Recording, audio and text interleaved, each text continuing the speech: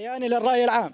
نحن كمبادرة الشبيبة العربية في سنجار ندين ونستنكر الهجمات التي تشن على شعبنا من قبل الحكومة الانتقالية في روجافا، بالذات بحق النساء والشباب والأطفال، وأكبر صورة على ذلك كانت في الأشرفية والشيخ مقصود، ومن ثم في دير حافر، والثاني من بعدها مناطق شرق الفرات. والهدف الأساسي من هذا الهجمات هو زرع الفتنة والبلبلة في مناطق شمال وشرق سوريا، والحرب الطائفية بين مكونات المنطقة من كرد وعرب وسريان وغيرها من المكونات الأخرى، وبالتداعي أنه تتواجد فصائل عسكرية تابعة لقوات قسد ليس بالمقبول بها، وكان ضحيتها الشعب نفسه. وبهذه الحروب التي تشنها هذه الفصائل الإرهابية وتركيا وداعش، وهدفها ارتكاب المجازر بحق إخواننا الكرد كمجزرة حلبشة. وعلى هذا الأساس سنقف جانب الشعب دائما وأبدا في روجافا. تعيش مقاومة الشعوب في روجافا.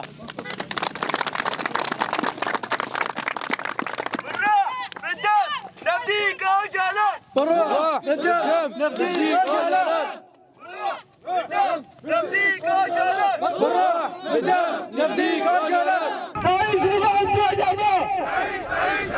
تعيش مقاومة الكلام.